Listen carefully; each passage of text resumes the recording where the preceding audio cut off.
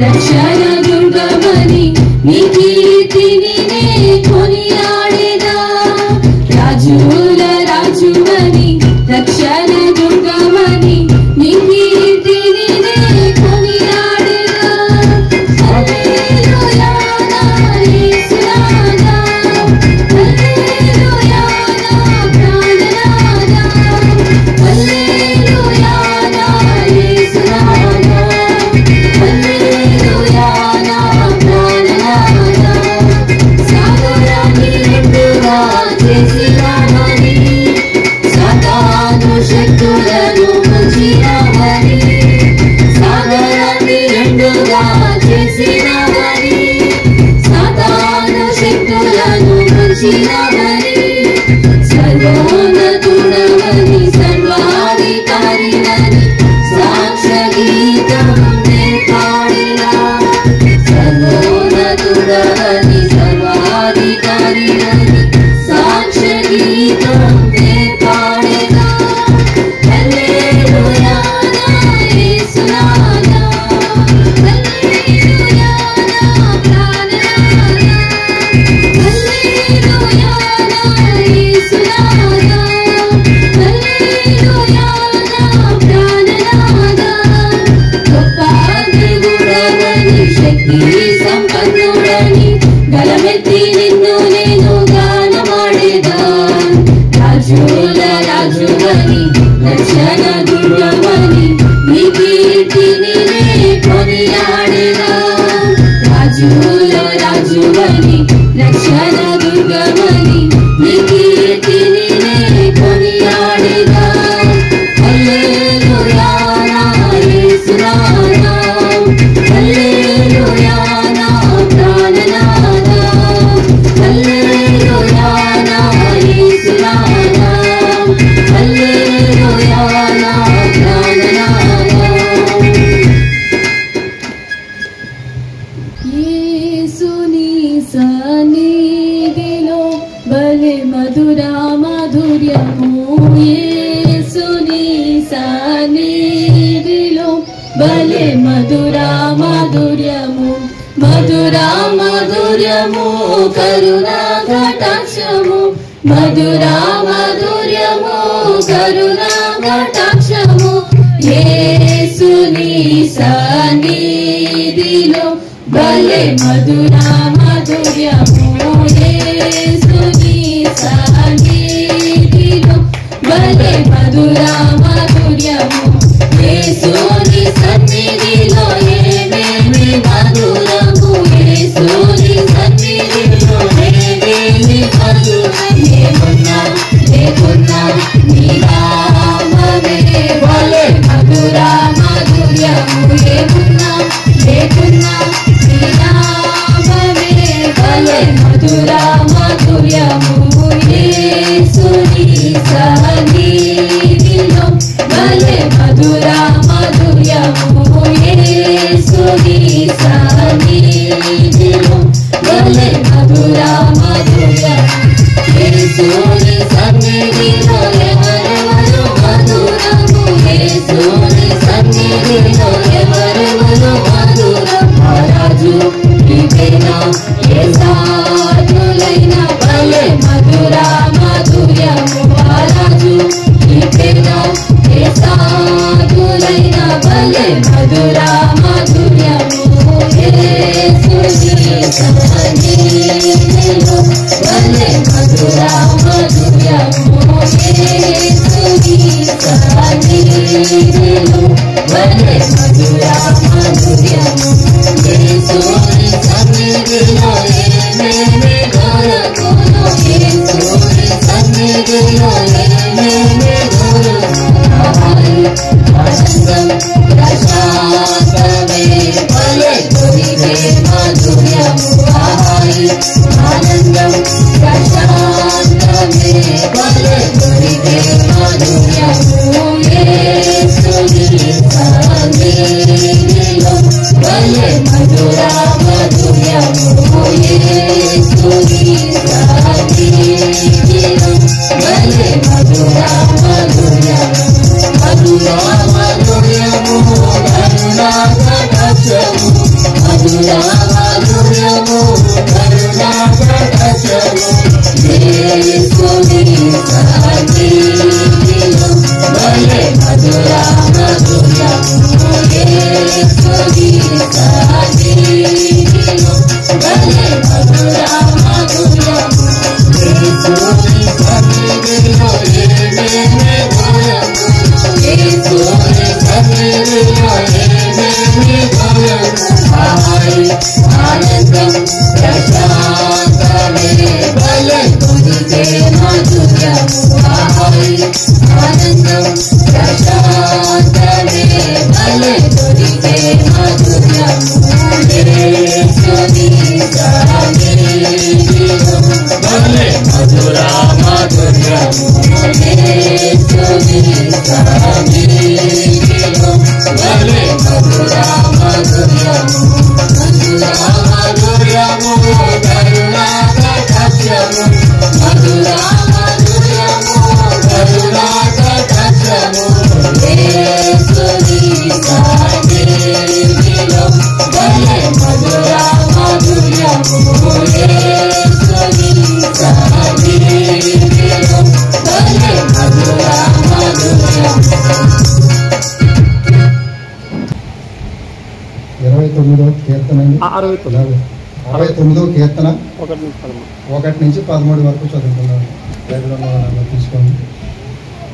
దేవా జలములు నా ప్రాణం మీద పొర్లుచున్నవి, నన్ను రక్షింపుము.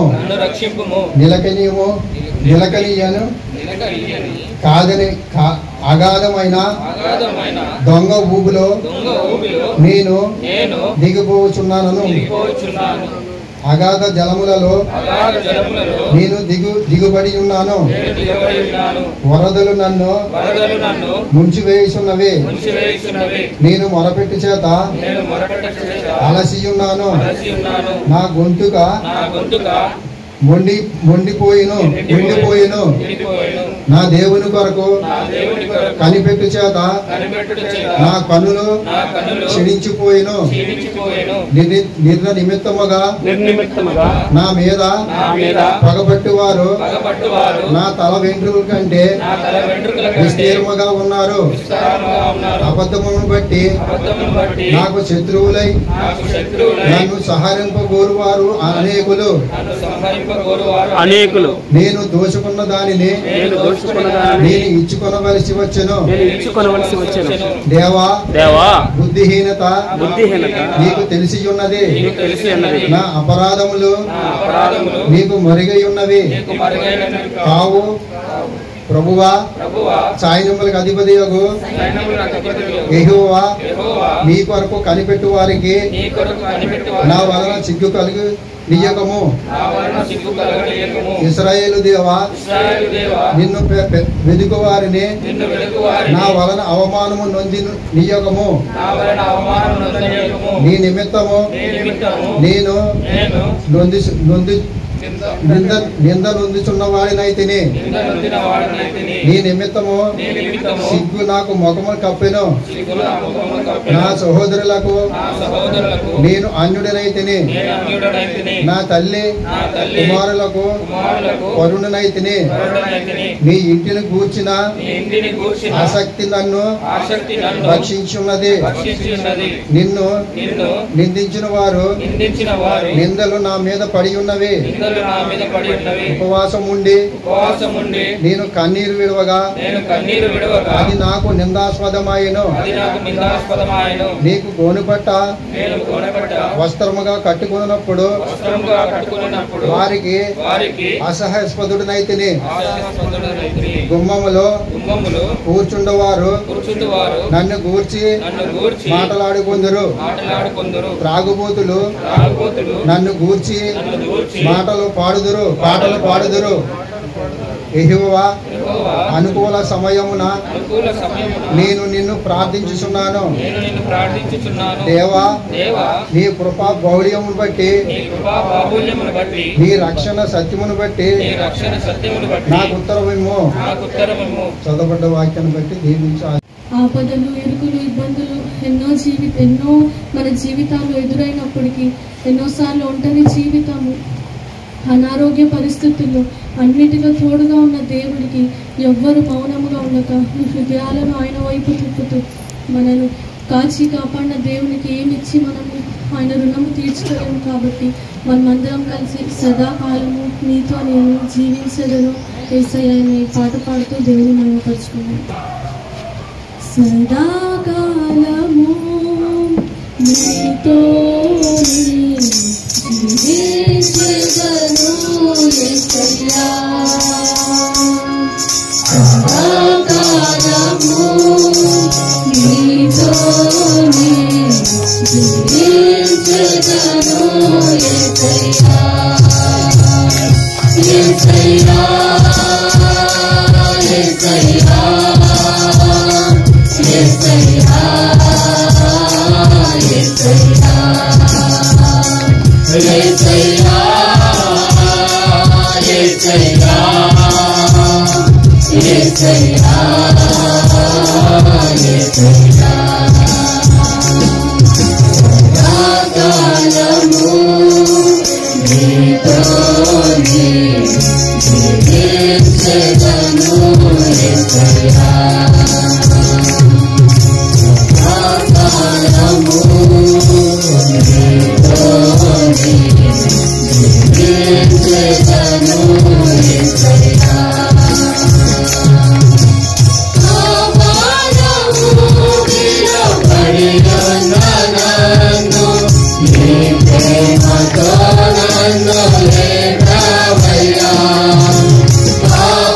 పాపములో పడియున్న నన్ను నీ ప్రేమతో నన్ను లేపావయ్యా, ఏ తోడు లేని నాకు నా తోడుగా నా అండగా నీవు నిలిచావయ్యా, ఏ తోడు లేని నాకు నా తోడుగా నా అండగా నీవు నిలిచావయ్యా, యేసయ్యా, యేసయ్యా, యేసయ్యా, యేసయ్యా, యేసయ్యా, యేసయ్యా, యేసయ్యా, యేసయ్యా, సదాకాలము నీతోనే జీవించదను యేసయ్యా, సదాకాలము నీతోనే జీవించదను యేసయ్యా, నీ వాత్సల్యమును నాపై చూపించి నీ సాక్షిగా నన్ను నిలిపావయ్యా, నీ వాత్సల్యమును నాపై చూపించి నీ సాక్షిగా నన్ను నిలిపావయ్యా, ఆశ్చర్య కార్యములు ఎన్నో చేసి నీ పాత్రగా నన్ను మలిచావయ్యా, ఆశ్చర్య కార్యములు ఎన్నో చేసి నీ పాత్రగా నన్ను మలిచావయ్యా, యేసయ్యా, యేసయ్యా, యేసయ్యా, యేసయ్యా, యేసయ్యా, యేసయ్యా, యేసయ్యా, యేసయ్యా, సదాకాలము నీతోనే జీవించదను యేసయ్యా, సదాకాలము నీతోనే జీవించదను యేసయ్యా, యేసయ్యా, యేసయ్యా, యేసయ్యా, యేసయ్యా, తండ్రి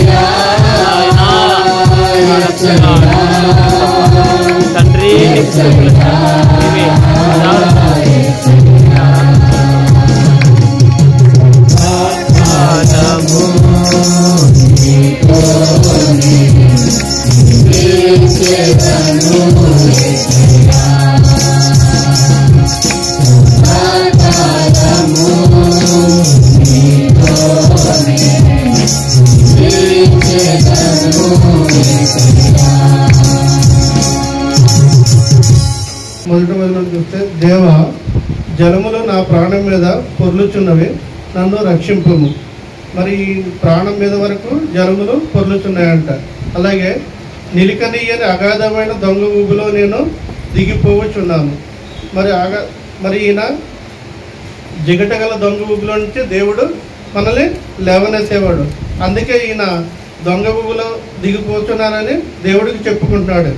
అలాగే వరదలు నన్ను ముంచివేయుచున్నవి, నేను మొరపెట్టు చేత అలసి ఉన్నాను, నా గొంతుగా ఎండిపోయాను. ఏంటి ఎందుకు పోయిన గొంతుకి ఏంది? దేవుడికి మొరపెట్టుడి చేత మన గొంతుకు ఎండిపోతుంది. పనికి మళ్ళీ మాటల చేత, మళ్ళా నానా విధమైన మాటల చేత మనకు కూడా గొంతుకు ఎండిపోతుంది. కానీ దావీదుకు మరి దేవుడికి మొరపెట్టు చేత ఆయన గొంతుగా ఎండిపోయిందని సెలవిస్తున్నాడు. అలాగే నా దేవుని కొరకు కనిపెట్టుడి చేత నా కన్నులు క్షీణించిపోయినాయి. మరి మనం కూడా మరి కొన్ని పార్టీలకి, నా న్యూ ఇయర్ పార్టీలకి, అలాగే సినిమాలకి వెళ్ళినప్పుడు మన కళ్ళు లొట్టలు పడతాయి. కానీ దావీదుకి ఇక్కడ దేవుని కొరకు కనిపెట్టుడి చేత నా కన్నులు క్షీణించిపోయినని సెలవిస్తున్నాడు. అలాగే కింద వచ్చిన, నిర్నిమిత్తము నా మీద పగపట్టువారు నా తల వెంట్రుకల కంటే విస్తారంగా ఉన్నారు, అబద్ధమును బట్టి నాకు శత్రువులై నన్ను సంహరించుకోరు అనేకులని చెప్తున్నాడు. మరి ఈ శత్రువులు యాక్చువల్గా మరి దావీదుకి పర్సనల్ శత్రువులు కాదు. మరి ఇది దేవుని పట్ల ఆయన నిలబడినందుకు ఈయన మీద అబద్ధం మోపి, ఆ రోజు యేసుక్రీస్తు వారి మీద ఎలాగ అబద్ధ సాక్ష్యం మోపారు, ఇలాగ ఈరోజు దావీదు మీద కూడా అబద్ధ సాక్ష్యం మోపి వారికి శత్రువులై ఉన్నారు. మరి అలాగే 7వ వచనం చూద్దాం ఒకసారి. నీ నిమిత్తము చదవండి. నీ నిమిత్తము నేను నింద నొందిన వాడనైతిని, నీ నిమిత్తము సిగ్గు నా ముఖమును కప్పెను, నా సహోదరులకు నేను అన్యుడైతిని, నా తల్లి కుమారులకు పరుడనైతిని. సరిపోతుంది. ఎవరి నిమిత్తం ఈయన నింద నొందింది? దేవుడి నిమిత్తము. మరి దేవుడి నిమిత్తం ఆయన దావీదు ఇక్కడ నింద నొందుతున్నాడు. మరి సహోదరులకు కూడా ఈయన అన్యజనుడిలాగా కనపడుతున్నారు. సహోదరులకి, తల్లి కుమారులకి పరుణైతని ఇక్కడ సెలవిస్తున్నారు. అలాగే కానీ ఇక్కడ 9వ వచనం, నీ ఇంటిని గూర్చిన ఆసక్తి నన్ను భక్షించుతాను. అయినా నాకు నీ ఇంటిని గురించి, నీ రాజ్యం కోసమే మరి నాకు ఆసక్తి ఉన్నదని ఇక్కడ సెలవిస్తున్నారు. ఎంత శత్రువులు మరి అన్నదమ్ములు ఈయన్ని ద్వేషించినా మరి నాకు నీ ఇంటిని గూర్చిన ఆసక్తే నన్ను భక్షిస్తుందని సెలవిస్తున్నాడు. అలాగే 10వ వచనం చదువు. ఉపవాసం ఉండి నేను కన్నీరు విడవగా అది నాకు నిందాస్పద, నిందలు కూడా భరిస్తున్నాను. మరి దేవుడు మరి యేసుక్రీస్తు ఆ రోజు శిలువ శ్రమలో కూడా ఎన్నో నిందలు అనుభవించాడు. అలాగే కింద కూడా చదవండి. నేను వస్త్రముగా కట్టుకున్నప్పుడు వారికి ఆశాస్పదుడనైతే ఆశ్రమం చేస్తున్నారు ఈయన్ని దేవుడు. మరి దావీదు మరి వీళ్ళంతా కలిసి ఈయన మరి గేలి చేస్తున్నారు. ఆ రోజు యేసుప్రభు శిలువ శ్రమల్లో ఎలా అయితే గేలి చేశారో దావీదును కూడా మరి యెహోవాను నమ్ముకున్నందుకు అక్కడ ప్రజలందరూ గేలి చేస్తున్నారు. ఒకసారి 20వ వచనం చదవండి. నిందకు నా హృదయము బద్దలాయను, నేను బహుగా కృషించి ఉన్నాను, కరుణించే వారి కొరకు కనిపెట్టుకుంటేని గాని ఎవరును లేకపోయేది, ఓదార్చు వారి కొరకు కనిపెట్టుకుంటేని గాని ఎవరు కానరారు. మరి ఇక్కడ చూస్తే ఈయన శ్రమలు ఎలా ఉన్నాయంటే, మరి యేసుప్రభు గారి శిలువ శ్రమల్లో చాలా దగ్గరగా ఉన్నాయి. మరి కనిపెట్టుకోవారికి మరి కొరకు కనిపెట్టినా ఈయనకి ఎవరు హెల్ప్ చేయడానికి లేకపోయారంట. మరి ఆ రోజు మరి శిలువ శ్రమల్లో యేసుక్రీస్తు మరి ఎంతో శ్రమ మరి ఆయనకి ఎవరు సపోర్ట్ చేసేవారు లేకపోయారు. ఒక టైంలో ఆయన సహనం కోల్పోయి నీ చిత్తమైతే ఈ గిన్నె నా యొద్ద నుంచి తీసేయమని దేవుడు మరి ఆ రోజు వేడుకున్నట్టు మనం చూసాము. అదేవిధంగా ఇక్కడ ఈయనకు కూడా ఎవరు హెల్ప్ చేసేవారు లేకపోయారు. కింద చదవండి 21. వారు చేదును నాకు ఆహారముగా పెట్టిరి, నాకు దప్పి అయినప్పుడు చిరకను త్రాగనిచ్చిరి. సరిపోతుంది. మరి యేసుప్రభు గారు లాగా ఈయనకు కూడా ఏంటంటే మరి చేదుని ఆహారంగా పెట్టారంట, మరి చిరకను మరి ఈయనకి త్రాగనిచ్చారంట. మరి అలాగే మనం చూస్తుంటే మరి చాలా దగ్గరగా మరి యేసుక్రీస్తు శ్రమలో ఈయన అనుభవించినట్టు మనకు తెలుస్తుంది. అలాగే ఈయన మరి శత్రువుల కోసం ఈయన ప్రార్థిస్తున్నాడు. 22వ వచనం చూడండి. వారి భోజనము వారికి ఉరిగా నుండిని గాక, వారు నిర్భయులై ఉన్నప్పుడు అది వారికి ఉరిగా నుండిని గాక. 23 కూడా వారు చూడకపోయినట్లు వారి కన్నులు చీకటి కమ్మును గాక, వారి నడుములకు ఎడతెగని వణికి పుట్టును కాక. సరిపోతుంది. ఇయే మాటలు మరి ఇక్కడ పౌలు గారు రోమిలకు రాసిన పత్రికలో మరి ఈ మాటలు గుర్తు చేస్తాడు మనకి. రోమిలు 11:9-10.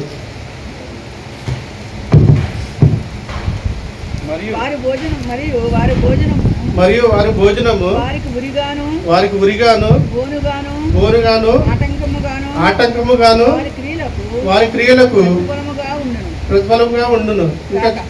ఇంకా చదువు.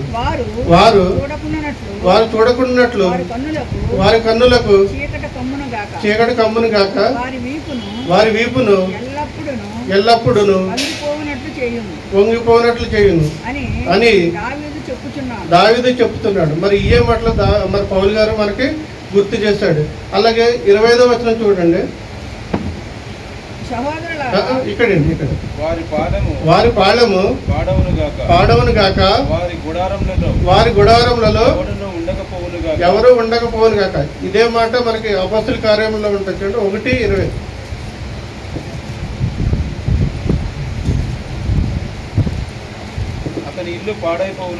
అతని ఇల్లు పాడైపోవును గాక, దానిలో ఎవడును కాపురం ఉండకపోవును గాక, అతని ఉద్యోగము వేరొకడు తీసుకును గాక అని కీర్తన గ్రంథంలో రాయబడి ఉన్నది. హల్లెలూయా.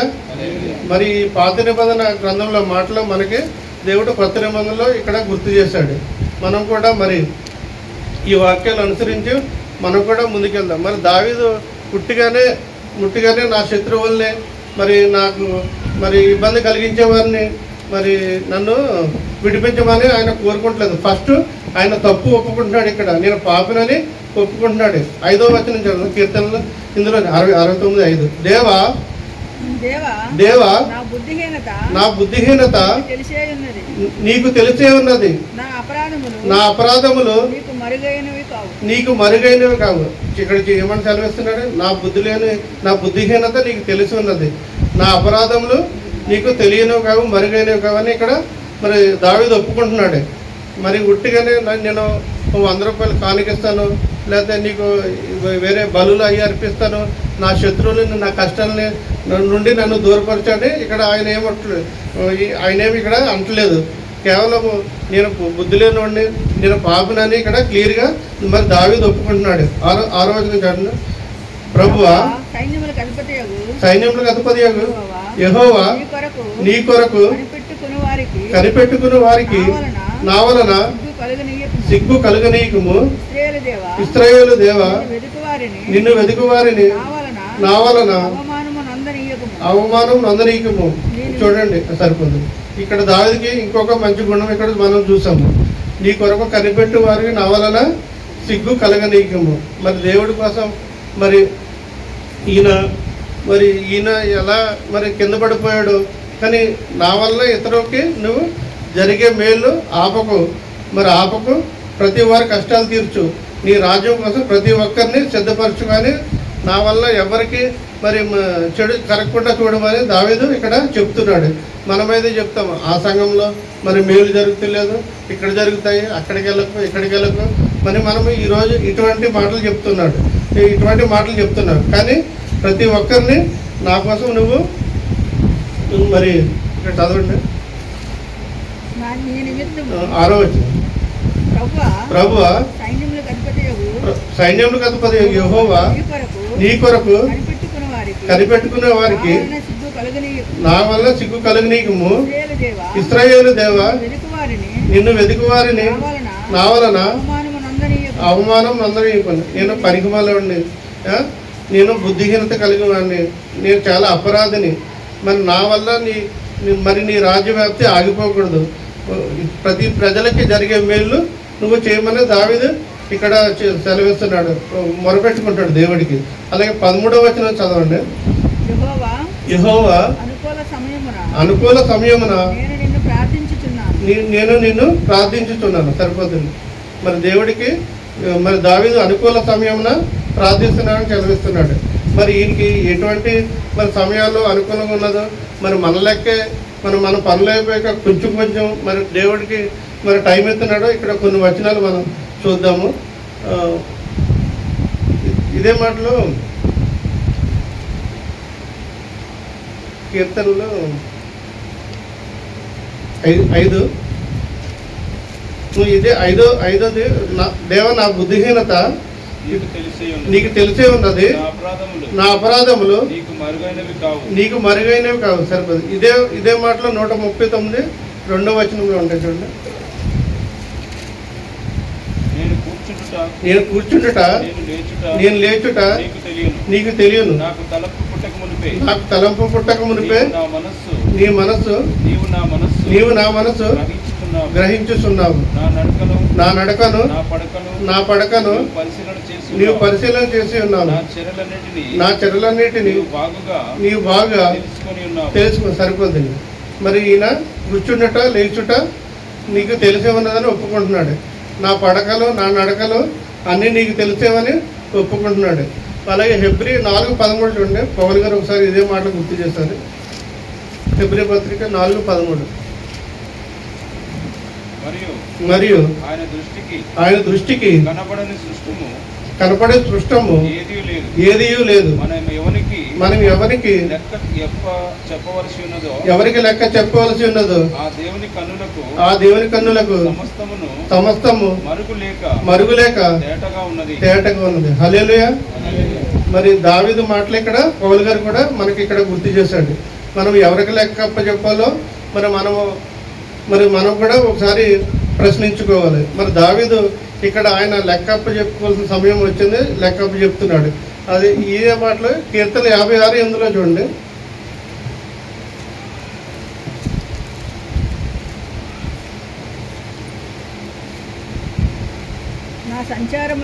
నా సంచారములను నువ్వు లెక్కించి ఉన్నావు.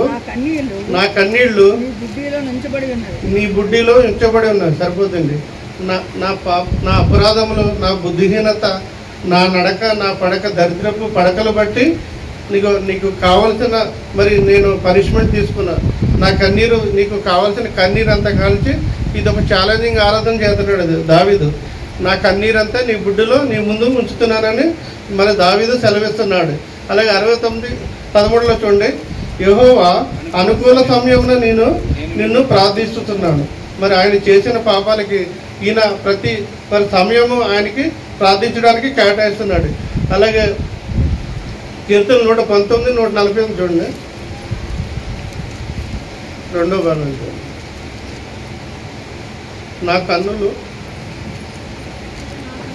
నా కన్నులు రాత్రి జాములు కాకమునిపై తెరుచుకుందాం. సరిపోద్దండి. ఈయనకి మరి అనుకూల సమయము మరి రాత్రి జాములు కాకముందే మరి తెరుచుకుంటున్నాడంట. ఎందుకు? ఈయనకి ఏదన్నా రోగం ఉందా? ఇలా తెరుచుకుంటాక ఈయనకి మరి 5:3 చూడండి. కీర్తనలు 5:3.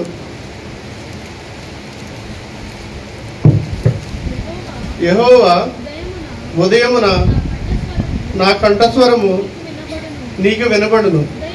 ఉదయమున నా ప్రార్థన నీ సన్నిధిని సిద్ధముగా చేసి కాచి ఉందును. హల్లెలూయా. మరి ఉదయమునే ఆయన కంఠస్వరము మరి దేవుడికి దావీదు ఇక్కడ వినిపిస్తాడంట. మనకి యాక్చువల్గా ఉదయమున మనం లేవాలంటే పల్లెటూరులో అయితే మరి కోడి కూతలు అవి వినిపిస్తాయి. మరి అదే ఇదివరకు అయితే ఇక్కడ సిటీలో మరి ఉదయమే పాలు చెత్త ఇలాగని ఉదయాన్నే మరి మనకి ఇట్లా వినపడేవి. కానీ ఇక్కడ దావీదు మరి దేవుడికి ఉదయం అయిందంటే దావీదు ప్రార్థన ద్వారానే దావీదు ఇక్కడ సెలవిస్తున్నాడు. ఉదయమునే నా కంఠస్వరం నీకు వినపడినని దావీదు సెలవిస్తున్నాడు. 119, 164 చూడండి.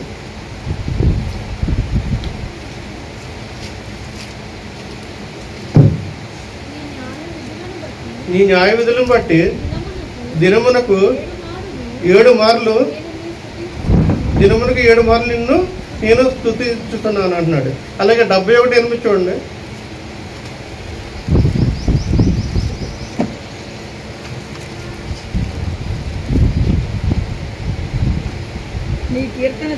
నీ కీర్తితోను ప్రభావ వర్ణంతోను దినమంతయు నా నోరు నిండి ఉన్నది. మరి ఇదేంటండి దేవునికి అనుకూల మరి సమయం ఏస్తున్నాడంటే దినమంతయు మరి దేవుని స్తుతించడంతోనే ఆయన నోరు నిండుకుని ఉన్నదంట. మనము మరి పనికిమాలం మాటలు మాట్లాడి దేవుడికి చాలా తక్కువ సమయం ఇస్తాం మనం. మరి దేవుడి కోసమే మరి దినమంతయు ఈయన కాచి కూర్చుంటున్నాడు. రాత్రి జాములు కాకమునిపై ఈయన కళ్ళు తెరిచిపోతున్నాడు. ఉదయమునే ఆయన కంఠస్వరము దేవునికి వినిపిస్తున్నాడు. ఇక ప్రార్థన ఆయన ప్రార్థన దేవుడి సన్నిధిలో కాచుకుంటున్నాడంట. మరి ఇంత గొప్ప మరి ఆరాధ భక్తుడిని మనము ఈరోజు బైబిల్లో మనము చూస్తున్నాము. అలాగే 27:4 చూడండి.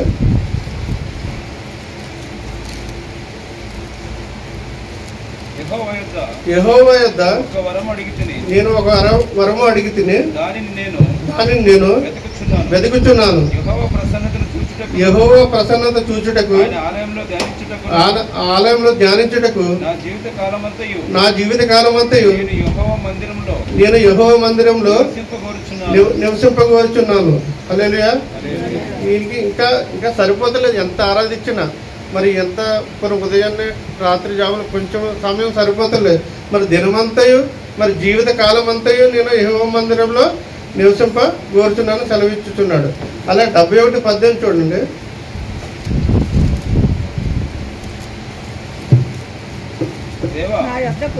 దేవా వచ్చు తరమునకు నీ బాహుబలం కూర్చియు పుట్టబో వారందరికీ నీ శౌర్యం కూర్చియు నేను తెలియజెప్పినట్లు తలనెరిసి వృద్ధుడై ఉండు వరకు నన్ను విడవకము. హల్లెలూయా. మరి ఈయనకి ఇంకా మరి దేవుడి కోసం ఆసక్తి ఇంకా సరిపోతలేదు ఈయనకి ఎంతైనా. మరి వచ్చు తరం వారికి పుట్టబో వారికి కూడా అంట.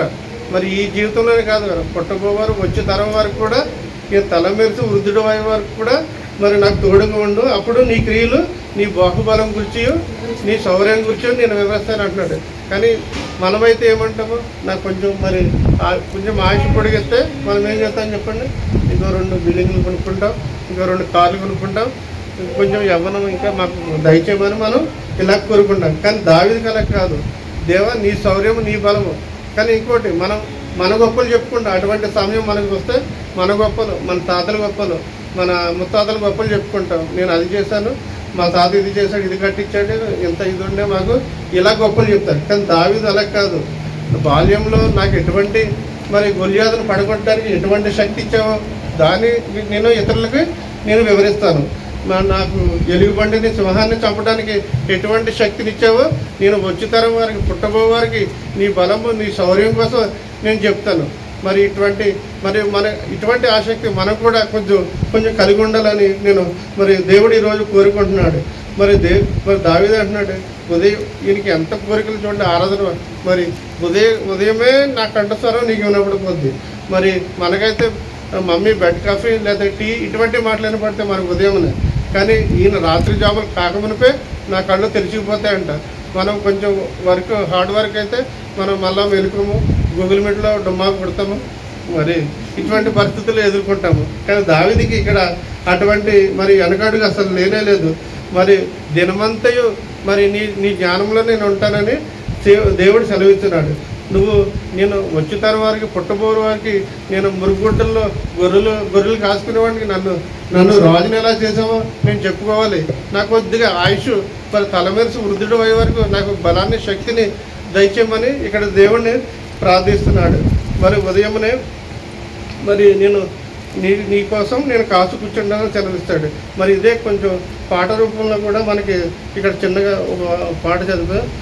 జనములలో నిన్ను స్తుతింతును, ప్రజలలో నిన్ను ప్రచురింతును. జనములలో నిన్ను స్తుతింతును, ప్రజలలో నిన్ను ప్రచురింతును.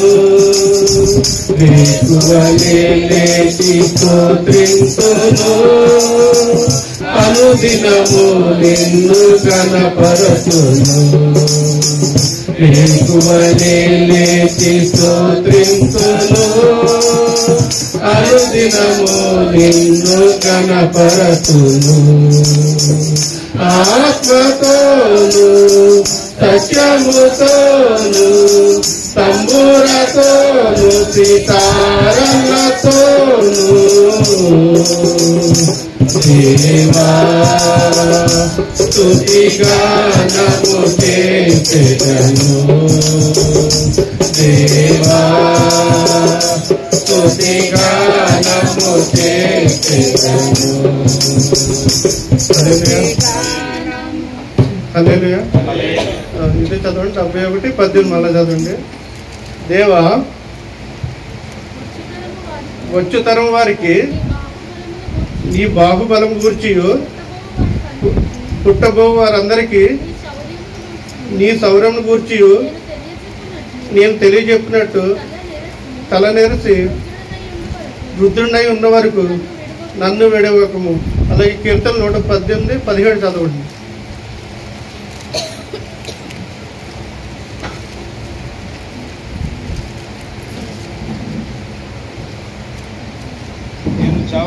నేను చావను, సజీవుడునై యెహోవా క్రియలు వివరించెదను. మరి ఈయనకి మరి తల వెలిసి వృద్ధుడు ఉన్నప్పుడు ఆయన విడవకుండా ఉంటే ఈయన చావకుండా ఆయన క్రియలే యెహోవా క్రియలే నేను వివరిస్తానని ఇక్కడ దేవుడు సెలవిస్తున్నాడు. మరి మనకు కూడా మరి అటువంటి ఆశ ఉండాలని దేవుడు ఈరోజు సెలవిస్తున్నాడు. అలాగే 69:30 చూడండి. కీర్తనలతోనూ నేను నా దేవుని నామమును స్తుతించేదను, కృతజ్ఞతాస్తుతులతో నేను ఆయన గణపరచెదను.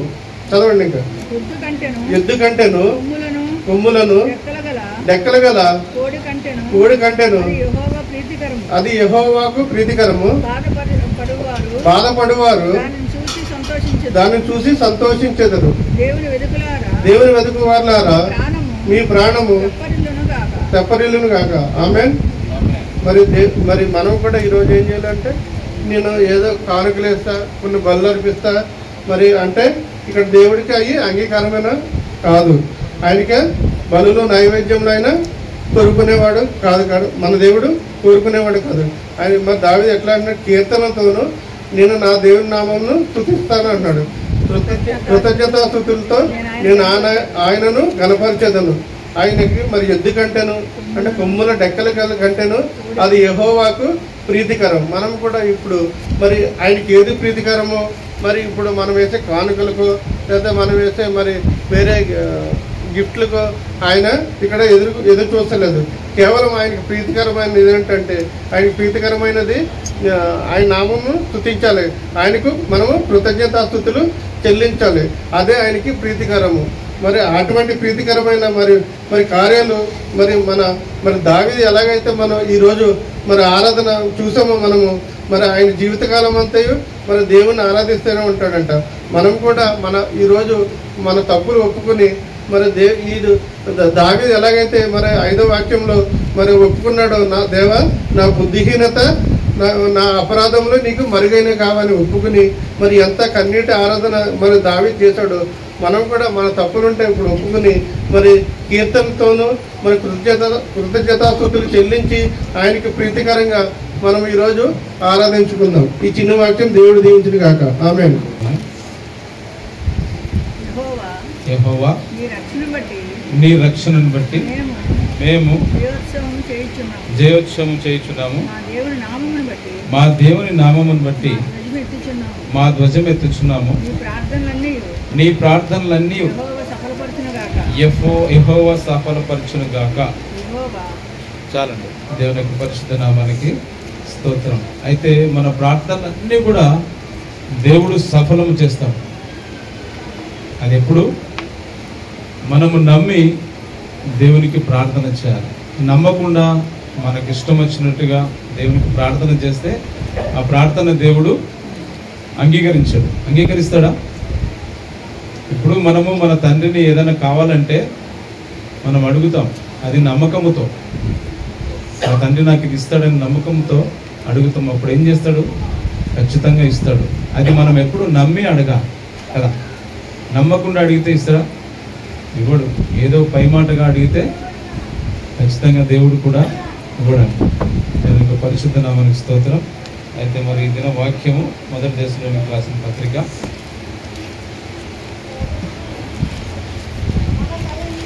5వ పరిచయం ఉన్న వాక్యమే. 5వ అధ్యాయము 15వ వచనం నుంచి 28వ వచనం వరకు చదువుకుందాం. మొదటిగా 15వ వచనం చదవండి. చిన్న ప్రార్థన చేసుకొని ఇంకో వాక్యంలోకి వెళ్దాం.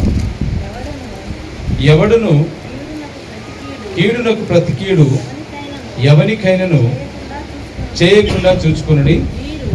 మీరు ఒకని ఎడల ఒకడును మనుషులందరి ఎడలను ఎల్లప్పుడూ మేలైన దానిని అనుసరించి నడుచుకొనుడి. ఎల్లప్పుడూ సంతోషంగా ఉండడు. చాలండి. దేవుని యొక్క పరిశుద్ధ నామానికి స్తోత్రం. తరలించుకున్నట్లయితే దేవునికి సహాయం కొరకే ప్రార్థన చేద్దాం. పరిశుద్ధుడా, ప్రేమ, నమ్మకం కలిగిన మా తండ్రి, నీ యొక్క బంగారు పాదాలకు వందనాలు చెల్లిస్తున్నాం. ఈ యొక్క ఉదయకాల సమయంలో నా తండ్రి ప్రభా నైనా ముఖ్యంగా మొదటి దశలోనికి రాసిన పత్రిక 5వ అధ్యాయము 15 నుంచి సుమారుగా కొన్ని వచనాలు తండ్రి మేము ధ్యానిస్తుండగా నీ యొక్క ఆశీర్వాదాన్ని ఇక్కడ పొమ్మనించండి.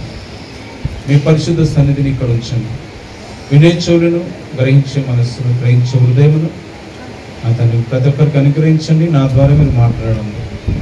చక్కటి వాక్యాన్ని, చక్కటి వాక్తును మీరు వినిపించి మహిమ పొందమని యేసు నామములో ప్రార్థిస్తున్నాము తండ్రి. ఆమేన్.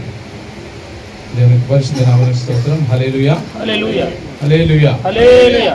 ఇక్కడ మన వాక్యంలో చూస్తే ఎవడును కీడునకు ప్రతి కీడు ఎవనికైనను చేయకుండా చూచుకొనుడి. మీరు ఒకని ఎడల ఒకడును మనుష్యులందరి ఎడలను ఎల్లప్పుడూ మేలైన దాన్ని అనుసరించి నడుచుకొనుడి. ఎల్లప్పుడూ సంతోషంగా ఉండి అంటున్నాడు. అంటే మనము ఎప్పుడు కూడా ఒకరికి కీడు చేస్తే మనకు కూడా కీడే వస్తుంది కదా. నిజమేనా? నిజమే. మనం ఒకరు కీడు చేస్తే ఖచ్చితంగా అది మనకు ఆ కీడు ఎదురు దెబ్బ అనేది తగులుతుంది. కానీ ఎప్పుడు కూడా మనం ఒకరికి మేలు చేస్తే పెద్దలు కూడా చాలాసార్లు అంటారు కదా, నువ్వు చేసిన మేలు నీ పిల్లలకనే వస్తుందయ్యా అంటారు కదా. చాలాసార్లు వినుంటామా? ఈ మాటలు వినుంటాం కదా. ఎప్పుడైతే మనం ఒకరు కీడు చేస్తామో ఆ కీడు ఖచ్చితంగా ఒక రోజు కాకపోతే ఒక రోజు ఆ కీడు అనేది మనకు తగులుతుంది. కానీ దేవుని వాక్యం ఇక్కడ ఏం చెప్తుందంటే, ఏం చెప్తుందని ఇక్కడ కీడు చేయమని చెప్తుందా? లేదు కదా. ఏమని చెప్తుంది ఇక్కడ వాక్యం? ఎవడును కీడునకు ప్రతి కీడు ఎవనికి చేయకుండా చూచుకునుడి కదా. చాలా స్పష్టంగా వాక్యము ఇక్కడ తేట తెల్లంగా మనం చూస్తూ ఉన్నాం. అంటే ఎవరికి కూడా మనం కీడు చేయకుండా ఉంటే ఎవరు కూడా మనకు కీడు చేయరండి. మనం ఎప్పుడైనా సరే మేలు అయితే ఎప్పుడైతే చేస్తామో ఆ మేలు ఖచ్చితంగా నీకు కాకపోతే నీ పిల్లలకైనా ఖచ్చితంగా అది దొరుకుతుంది. ఇది నేను చెప్పిన మాట కాదు, బైబిల్ చెప్తున్న మాట. ఇంకొకటి పెద్దలు కూడా అనేక సార్లు మనం వింటూ ఉంటాం, అరే నువ్వు చేసిన మేలు నీ పిల్లలకైనా వస్తుందిరా కదా. ఆ విధంగా మనం ఎప్పుడు కూడా క్రైస్తవులమైన మనము కీడు చేయకుండా మేలు చేయడానికే ప్రయత్నం చేయాలి. మీరు ఒకని ఎడల ఒకడును మనుష్యులందరి ఎడలను ఎల్లప్పుడూ, ఎప్పుడంట ఎల్లప్పుడూ మేలైన దాన్ని అనుసరించి నడుచుకుని అంటాడు కదా. మన వాక్యంలో చూస్తే అనేక వాక్యాలు ఉన్నాయి మేలుల గురించి. మనం చూస్తే యాకోబు రాసిన పత్రికలో ఏమంటాడు అక్కడ, మేలైన దాన్ని చేయనెరిగి అలాగే చేయని వానికి పాపము కలుగును అంటాడు. అంటే మనం మేలైన దాన్ని ఖచ్చితంగా మనం చేయాలి మనతో అయినంత వరకు. ఆ వాక్యాన్ని చదవండి ఒకసారి. కాబట్టి మేలైనది చేయనెరిగి అలాగూ చేయని వానికి పాపము కలుగును. చాలండి. దేవుని యొక్క పరిశుద్ధ నామానికి స్తోత్రం. మనము ఎవరి విషయంలో, మన విషయంలోనే, మన కుటుంబ విషయంలోనే కావచ్చు, లేదా సంఘ విషయంలో, దేని విషయంలోనే కావచ్చు, మనం ఎప్పుడైనా సరే మేలైనది చేయడానికి సిద్ధంగా ఉండాలి. మేలైనది చేయనెరిగి అలాగూ చేయని వానికి పాపము కలుగును అంటాడు కదా.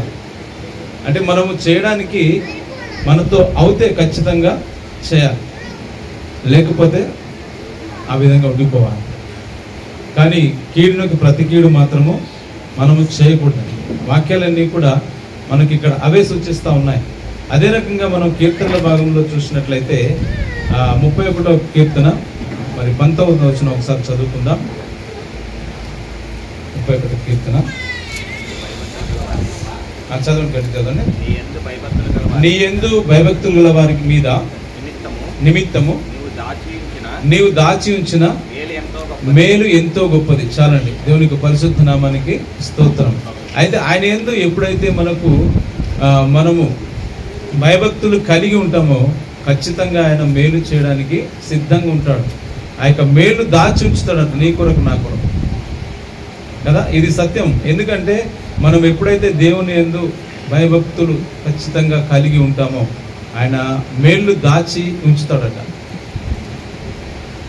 అంటే మనకి ఇవ్వడానికి మేలు దేవుడు దాచి ఉంచుతాడనే మాట మనం ఇక్కడ చూస్తూ ఉన్నాం.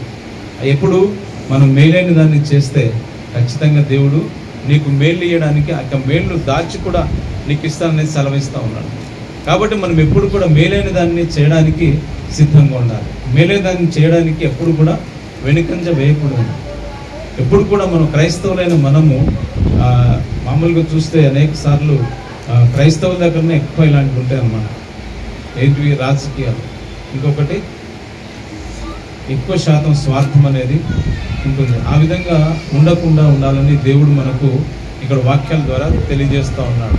ఏ విధంగా అంట మరి అదే మొదటి దశలకు రాసిన పత్రికలో మనం చూస్తే మీరు ఒకరి ఎడల ఒకడు మనుష్యులందరి ఎడల ఎల్లప్పుడూ మేలైన దాన్ని అనుసరించి నడుచుకోవాలంట. మేలైన దాన్ని మనం ఎంచుకోవాలి. ఈ లోకంలో మనం చూస్తే అనేక రకాలుగా అనేక విషయాలు ఉంటాయి. కానీ దాంట్లో నుంచి మనము ఒక మంచిది మేలైన దాన్ని మనము తీసుకోవాలి. దాన్ని తీసుకొని దాని ప్రకారంగా మనం జీవించాలి. ఇతరులకు ఎప్పుడు కూడా మేలు కలిగే మార్గాన్ని మనము ఎంచుకోవాలి. కింది వచనంలో మనం చూస్తే ఎల్లప్పుడూ మేలైన దాన్ని అనుసరించి నడుచుకున్నది ఎల్లప్పుడూ సంతోషంగా. ఇవన్నీ మనం చేస్తే ఇతరులకు మనం మేలైన దాన్ని ఎంచుకొని వాళ్ళకి చేసినట్టయితే మరి ఇక్కడ మనకు ఎల్లప్పుడూ ఆనందించే సంతోషించే అవకాశము మనకు ఉంటుంది. దేవుడు అనుగ్రహిస్తాడు. అదే యాకోబు పత్రికలో మనం చూస్తే ఒకసారి చూద్దాం, క్షమించాలి. ఫిలిప్పీయులకు రాసిన పత్రిక ఫిలిప్పీయులు 4:4 ఎల్లప్పుడూ ప్రభువునందు ఆనందించుడి, మరలా చెప్పుదును ఆనందించుడి. చాలండి. దేవునికి పరిశుద్ధ నామానికి స్తోత్రం. అయితే ఇక్కడ చూడండి, ఇక్కడ ఏమంటున్నాడు? ఎల్లప్పుడూ సంతోషముగా ఉండడి. ఇక్కడేమంటాడంటే ఫిలిప్పీయులకు రాసిన పత్రికలో ఎల్లప్పుడూ ప్రభువునందు ఆనందించుడి, మరలా చెప్పుదును ఆనందించుడి. అంటే ఆనందించడానికి కారణం కావాలా? దేవుని యందు ఉంటే చాలండి. కారణం ఏది అవసరం లేదు. మనం దేవునిలో ఉంటే ఖచ్చితంగా ఎప్పుడు సంతోషంగా ఉంటాం, ఎప్పుడు ఆనందంగా ఉంటాం. అయితే ఇక్కడ ఉండే మాటలు చెప్పే దేవుడు అదే అన్నమాట. అపోస్తలుడైన పౌలు మరి చాలా చక్కగా ఇక్కడ 4:4లో ఎల్లప్పుడూ ప్రభువునందు ఆనందించుడి, మరలా చెప్పుదును ఆనందించు. అంటే ఒక కారణం లేదండి ఇక్కడ. ఆనందంగా ఉండడానికి, సంతోషంగా ఉండడానికి, ఉత్సాహంగా ఉండడానికి, ఉజ్జంగా ఉండడానికి కారణం అవసరం లేదు. కేవలం ప్రభు వైపు మనం ఉంటే చాలు. ప్రభువులో మనం ఉంటే చాలు. ప్రభువుని కలిగి ఉంటే చాలు. ప్రభువుని కలిగి మనము జీవిస్తే చాలు ఆనందంగా ఉండడానికి. వేరే పెద్ద పెద్ద కారణాలు మనకు అవసరం లేదు. ఎల్లప్పుడూ కూడా ఆనందించే భాగ్యమును దేవుడు క్రైస్తవులకు ఇచ్చాడు. ఇక్కడ కారణం చూపెట్టలేదండి మనకు వాక్యంలో మనం చూస్తే. ఎల్లప్పుడూ ప్రభువునందు ఆనందించుడి, మరలా చెప్పుదును ఆనందించుడి. ఆనందించడమే దేవునిలో. మన కింది వచనంలో మనం ఇక్కడ చూస్తాం. అక్కడ ఏమంటాడంటే 5:15 మనం చూసినాం కదా ఇప్పుడు దాకా. మరి కింది వచనంలో మనం చూస్తే 16వ వచనము, ఎడతెగక ప్రార్థన చేయుడు అంటాడు. ఎవరు చేయాలండి ఇదంతా? మనమే చేయాలి, క్రైస్తవులే చేయాలి. ఎడతెగక ప్రార్థన చేయాలి. మనం చేసే ప్రార్థన, ఆ యొక్క ప్రార్థనకి ఎడమ అనగా మధ్యలో అంటే తెగగొట్టడము ఉండకూడదు అన్నమాట. ఇక్కడ వాక్యంలో దేవుడు అదే చెప్తా ఉన్నాడు, ఎడతెగక ప్రార్థన చేయుడి. అపొస్తలుల కాలంలో మనం చూస్తాం కదా, అపొస్తలుల బోధ ఎందును, సహవాసం ఎందును, రొట్టె విరుచుట ఎందును, ప్రార్థన చేయుట ఎందును ఎడతెగక ఉండాలండి కదా. 4 విషయాల్లో మనము ఎడతెగక ఉండాలి. మొదటి ఏదంటండి? అపొస్తలుల బోధ, రెండవది సహవాసం, మూడవది రొట్టె విరుచుట, నాలుగవది ప్రార్థన. ఈ విధంగా మనం చూస్తే క్రైస్తవులు ఈ యొక్క 4 అంశాల్లో మరి ఎడతెగక ఉండాలండి.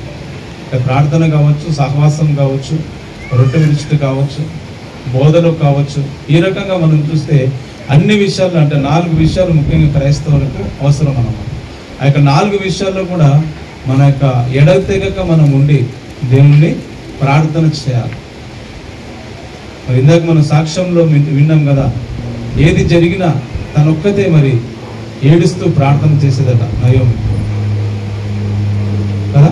ఇప్పుడు విన్నాం కదా మనము, మమ్మీ డాడీకి చెప్తే వారు ఎక్కడ బాధపడతారో, నా గురించి ఎక్కడ వాళ్ళు ఏడుస్తారో అని చెప్పేసి తనొక్కటే కుంగిపోతూ, తను మాత్రమే బాధపడుతూ దేవునికి ప్రార్థన చేసేది. ఆ యొక్క ప్రార్థన ఖచ్చితంగా కన్నీటి ప్రార్థన అయి ఉంటుంది కదా. ఏడుస్తూ నా పరిస్థితులన్నీ కూడా నా తల్లిదండ్రులకు చెప్తే వాళ్ళు ఎక్కడ ఏడుస్తారో, ఎక్కడ బాధపడతారో, ఎక్కడ టెన్షన్కి గురవుతారో అని చెప్పేసి తనలో తాను కృంగిపోతూ మరి దేవునికి ప్రార్థన చేసినట్టుగా తన యొక్క సాక్ష్యంలో మనం విన్నాం. అయితే మన యొక్క ప్రార్థన ఎప్పుడు కూడా ఎడతెగక ఉండాలని ఇక్కడ వాక్యంలో మనం చూస్తా ఉన్నాం. ఆ తర్వాత వచనాల్లో మనం చూస్తే ప్రతి విషయమునందును కృతజ్ఞతాస్తుతులు చెల్లించుడి, ఇలాగూ చేయుట యేసుక్రీస్తునందు ఏ విషయంలో దేవుని చిత్తం అంటాడు. ప్రతి విషయం ఏదైనా కావచ్చు. మనం ఎగ్జామ్లో ఫెయిల్ అయ్యామా, దేవుని సన్నిధానంలో మోకరించాలి. మన ఉద్యోగంలో ఇబ్బంది వచ్చిందా, వ్యాపారంలో ఇబ్బంది వచ్చిందా, కుటుంబంలో సమస్య వచ్చిందా, అన్ని విషయాలు ఇక్కడ ఏమంటున్నాడు, ఒక్క విషయం అని చెప్పలేదండి.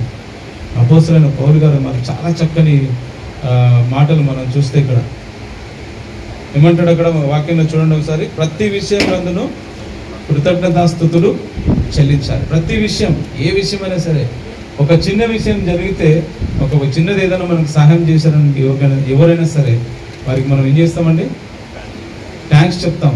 మరి అదే దేవుడు మనకు ఇక్కడ కోరేదన్నమాట. ప్రతి విషయం, ఏదైనా చిన్న విషయం జరిగితే దానికి మనము దేవునికి థ్యాంక్స్ చెప్పాలి, కృతజ్ఞతాస్తుతులు చెల్లించాలి. ప్రతి విషయం నందు, ఏ విషయమైనా సరే, మన సమస్య అయినా సరే, సంతోషమైనా సరే, దుఃఖమైనా సరే, ఏదైనా సరే మన జీవితంలో జరిగినప్పుడు ఖచ్చితంగా మనము దేవునికి కృతజ్ఞతాస్తుతులు చెల్లించాలి. చాలా సందర్భాల్లో మనం చూస్తూ ఉంటాం, అనేకులు అనేక రకాలుగా ఇబ్బందులు పడుతూ ఉంటాం. అయితే మనం ప్రతి విషయంలో కూడా కృతజ్ఞతాస్తుతులు అనేది చెల్లించాలి. అయితే నేను కొన్నిసార్లు వాక్యం చూస్తున్నప్పుడు ఒక దైవజనుడు ఏం చెప్తా ఉన్నాడంటే, ఒక మానవుడు అంటే ఒక మనిషి మామూలుగా దేవుడు వచ్చినప్పుడు నువ్వేం కోరుకుంటావు అంటే, ఆ మనిషి ఈ విధంగా చెప్తా ఉన్నట్టు అతను. అయితే దేవుడు మామూలుగా కనపడినప్పుడు నువ్వేం కోరుకుంటావు అని అడిగితే, డైరెక్ట్ దేవుడిని నేను ఈ విధంగా కోరుకుంటాను, దేవుడు నాకు అనుగ్రహిస్తాడని చెప్తున్నాను. ఏ విధంగా అంట, అందరికంటే పెద్ద వాహనంలో నేను వెళ్ళాలి ప్రతిరోజు అని చెప్పేసి అడుగుతాడట. అది దేవుడు నీకు ఇచ్చేసిన అనుకో అంటాడు. రెండవది, నా బ్యాగ్ నిండా డబ్బులు ఉండాలని కోరుకుంటాడట. అది కూడా నీకు నేను ఇచ్చేసి అనుకో అన్నాడు. మూడవదిగా, నా చుట్టూ చాలామంది అమ్మాయిలు ఉండాలని కోరుకున్నాడట. అది కూడా నీకు ఇచ్చేసిన అనుకో అన్నాడు. ఆ కోరుకున్న వ్యక్తి ఎవరో మీకు అర్థమైందా? అర్థమైపోయి ఉంటుంది. బైబిల్లో కాదండి, మామూలుగా నేను జనరల్గా బయట వ్యక్తుల గురించి చెప్తా ఉన్నాను. ఆ కోరుకున్న వ్యక్తి మరి బ్యాగ్ నిండే డబ్బులు, తన చుట్టూ అమ్మాయిలు, మరి పెద్ద వాహనం. పెద్దల వాహనం అంటే ఆర్టీసీ బస్సు అనమాట. అర్థమైందా? పెద్ద వాహనం ఆర్టీసీ బస్సు. మరి తన బ్యాగ్ నిండే డబ్బులు అంటే తను టికెట్ కొట్టే కండక్టర్ అనమాట.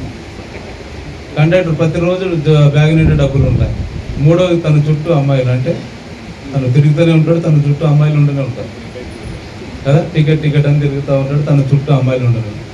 అయితే ఇలాంటి పనికిరాని కోరికలు కొంతమంది కోరుకుంటారు అన్నమాట. ఇలాంటి వాళ్ళు ఎవరంటే కీడును ప్రతి కీడు చేసేవాళ్ళు కదా. అయితే ఆ విధంగా తనకు ఆ దేవుడు వరం ఇచ్చాడంట. అంటే అందరికంటే పెద్ద వాహనం, మామూలుగా కారు కంటే పెద్ద వాహనమే కదా బస్సు. ప్రతిరోజు తన బస్సులో తిరుగుతాడు. రెండవదిగా బ్యాగ్ నిండా డబ్బులు. మరి మూడవదిగా తన చుట్టూ అమ్మాయిలు తిరుగుతూనే ఉంటాడు. తన చుట్టూ వాళ్ళు తిరుగుతాడు, ఈయన వాళ్ళ చుట్టూ తిరుగుతాడు. ఆ రకంగా కొన్నిసార్లు దేవుణ్ణి కోరికలు అడిగేటప్పుడు ఆ విధమైన కోరికలు అడుగుతూ ఉంటాడు. అయితే ఇక్కడ మనం చూస్తే ప్రతి విషయమునందును కృతజ్ఞతాస్తుతులు చెల్లించుడి, ఇలాగూ చేయుట యేసుక్రీస్తునందు మీ విషయంలో దేవుని చిత్తం అంటాడు. అయితే మనం కోరుకునేటప్పుడు ఆ దేవుని చిత్తం ఉందా లేదా చూడాలి. మనం అడిగేటివి కరెక్టా కాదా చూసుకోవాలి. అప్పుడే దేవుడు మనకు అనుగ్రహిస్తాడు, ఇస్తాడు. అంటే మనం అడిగేది కరెక్ట్ ఉన్నాయా లేదా. ఇప్పుడు చూడండి, మనం చూసాం కదా కండక్టర్ గురించి. తను అడిగినవన్నీ ఇచ్చాడు, కానీ తనకేమి రాదు కదా. బ్యాగ్ నుండి డబ్బులు ఉంటే సాయంత్రం అక్కడ కలెక్షన్ కట్టవలసింది, డ్యూటీ అయిపోతుంది. పెద్ద వాహనంలో తిరుగుతాడు, అమ్మాయిల చుట్టూ తిరుగుతాడు, ఏం లాభం. అయితే మనం అడిగేది దేవుడు ఖచ్చితంగా ఇవ్వాలంటే ఆయనకు అనుకూలంగా ఉండాలి.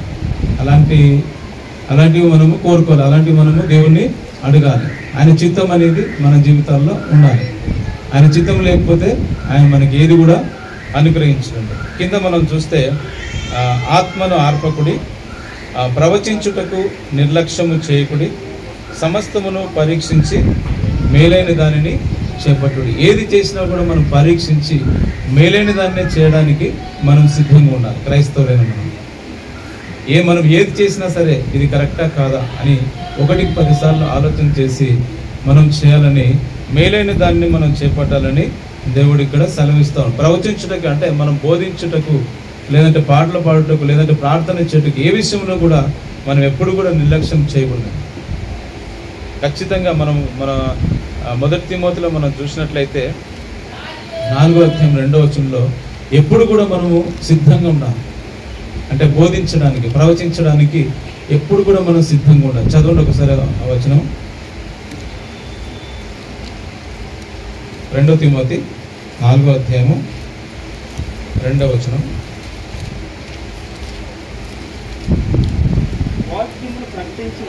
వాక్యమును ప్రకటించుము, సమయమందును అసమయమందును ప్రయాసపడుము, సంపూర్ణమైన దీర్ఘశాంతముతో ఉపదేశించుచు ఖండించుము, గద్దించుము, బుద్ధి చెప్పుము. చాలండి. దేవునికి పరిశుద్ధ నామానికి స్తోత్రం. మనం ప్రవచించడానికి ఎప్పుడు కూడా నిర్లక్ష్యం చేయకూడదండి. మరి గత వారం మంగళవారం అనుకుంటున్న అయ్యగారు నాకు ఫోన్ చేసి చెప్పారు, అయ్యో వాక్యం చెప్పండి నెక్స్ట్ వీక్ ఆదివారం అని చెప్పేసి. సరేనయ్యా. అయితే మరి పాస్టర్ గారు ఎప్పుడు చెప్పినా కూడా, దైవజనులు ఎప్పుడు చెప్పినా కూడా నేను కాదన్నాను అన్నమాట. సరేనయ్యా అని చెప్పేసి వాక్యానికి సిద్ధపడుతూ ఉంటాం. ఇమ్మానుయేల్ గారు కూడా నాకు ఫోన్ చేశారు, మరి యాకోబ్ గారు ఫోన్ చేశారు, దైవజనులు అంటే చేశారు. నేను ఆరాధన వాక్యం చెప్తున్నా, మీరు ముగింపు వాక్యం అంటే కదా. అవునండి. ఆ విధంగా మన వాక్యం చెప్పడానికి మనకు ఎవరికైనా సరే ఎప్పుడైనా చెప్పినప్పుడు బదులు మాట చెప్పకుండా వాక్యానికి సిద్ధపడాలి, ప్రిపేర్ అయిపోవాలి. మనం ఇక్కడ నిలబడితే దేవుడు మనం ప్రిపేర్ అయింది ఖచ్చితంగా మన ద్వారా ప్రకటించడానికి సిద్ధంగా ఉంటాడు దేవుడు కదా. ఎప్పుడు కూడా మనం వెనుక తీయకూడదండి. ప్రవచించడానికి అంటే బోధించడానికి ఎప్పుడు కూడా మనము వెనక్కి పోకూడదు. ఇక్కడ అదే చెప్తాను. తిమోతిలో మనం ఇప్పుడు చూసాం కదా వాక్యము. ఎప్పుడు కూడా వాక్యాన్ని ప్రకటించుము, సమయమందును అసమయమందును ప్రయాసపడుము, సంపూర్ణమైన దీర్ఘశాంతముతో ఉపదేశించుచు ఖండించుము, గద్దించుము, బుద్ధి చెప్పుమని. అంటే వాక్యాన్ని బోధించడానికి ఎప్పుడు కూడా మనం సిద్ధంగా ఉండాలి. దైవజనులు ఇప్పుడు నెక్స్ట్ వీక్ ఉండను అంటున్నారు కదా, మరి అప్పుడు కూడా మనం సిద్ధంగా వాక్యాన్ని బోధించడానికి ఉండాలి. ఏ సమయమైనా సరే, అనగా ఆదివారం అయినా సరే, బుధవారం అయినా సరే, శుక్రవారం అయినా సరే, మనం బోధించడానికి వాక్యం చెప్పాలి అని మనకు చెప్పినప్పుడు ఖచ్చితంగా మనము దాని గురించి అనగా సిద్ధంగా ఉండి సిద్ధపడాలి. అప్పుడే దేవుడు మన మీద తన యొక్క కనుదృష్టి ఉంచుతాడు, తన యొక్క ఆశీర్వాదాన్ని మనకు ఉంచుతాడు. ఇక్కడ మనం చూస్తే ప్రవచించుటకు నిర్లక్ష్యము చేయకుడి, సమస్తమును పరీక్షించి మేలైన దాన్ని చేపట్టుడి, ప్రతి విధమైన కీడునకును దూరముగా ఉండుడి. అంటే మనం ఎప్పుడు కూడా కీడుకు దూరంగా ఉండి దేవునికి దగ్గరగా ఉండాలి, దేవుని మైంపరచాలి, అపవాదికి సిగ్గుపరిచే విధంగా ఉండాలి. కింది వచనాల్లో చూసినట్లయితే సమాధానకర్త దేవుడే మిమ్మల్ని సంపూర్ణముగా పరిశుద్ధపరచును గాక, మీ ఆత్మయు జీవమును శరీరమును మన ప్రభు అయిన యేసుక్రీస్తు రాకడి యందు నిందారహితముగాను సంపూర్ణముగాను ఉండినట్లు కాపాడబడును గాక. దేవుని యొక్క పరిశుద్ధ నామానికి స్తోత్రం. మనం చూస్తే దేవుడు మనకు సమాధానాన్ని ఇవ్వడానికి సిద్ధంగా ఉంటాడు. ఎప్పుడు తెలుసా? మనం ఆయనకి ఇష్టలుగా ఉన్నట్లయితే. లూకాసు వార్తలో అంటాడు కదా, 2వ అధ్యాయము 14వ వచనంలో మనం చూస్తే ఆయనకి ఇష్టలైన మనుషులకు భూమి మీద సమాధానం కలుగును గాక అంటాడు. సర్వోన్నతమైన స్థలములలో దేవునికి మహిమయు, ఆయనకి ఇష్టలైన మనుషులకు భూమి మీద సమాధానము కలుగును గాక. ఆయనకి ఇష్టలైన మనుషులుగా మనం ఎప్పుడైతే ఉంటామో అప్పుడు దేవుడు మనకు సమాధానాన్ని ఇవ్వడానికి సిద్ధంగా ఉంటాడు. మనం ఎప్పుడైతే ఆయనకి ఇష్టంగా, మనం చేసే పనులు ఆయనకి ఇష్టంగా ఉండాలి.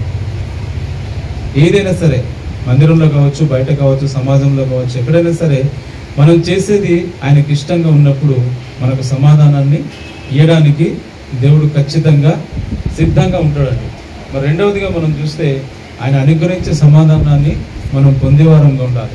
అది ఎక్కడున్న కొలసీలు రాసిన పత్రికలో మనం చూస్తే 3వ అధ్యాయము 15వ వచనంలో అక్కడ మనం చూడగలం. ఒకసారి చదవండి వాక్యాన్ని. కొలసీలు 3వ అధ్యాయము 15వ వచనం. క్రీస్తు అనుగ్రహించు సమాధానము మీ హృదయములలో ఏలచుండనీయుడి, ఇందుకొరకే మీరొక్క శరీరముగా పిలువబడితిరి మరియు కృతజ్ఞులై ఉండుడి. దేవుని యొక్క పరిశుద్ధ నామానికి స్తోత్రం. అయితే క్రీస్తు అనుగ్రహించే ఆ సమాధానాన్ని మన హృదయములలో ఏలచుండనీయుడి అంటాడు. అంటే ఆయన సమాధానాన్ని మనం అంటే మన హృదయాల్లో ఉండాలంటే మనం ఖచ్చితంగా ఆయనకు ఇష్టలుగా ఉండాలి. ఆయనకి ఇష్టలుగా ఉండకపోతే ఆయన సమాధానము మన హృదయంలో ఉండదండి.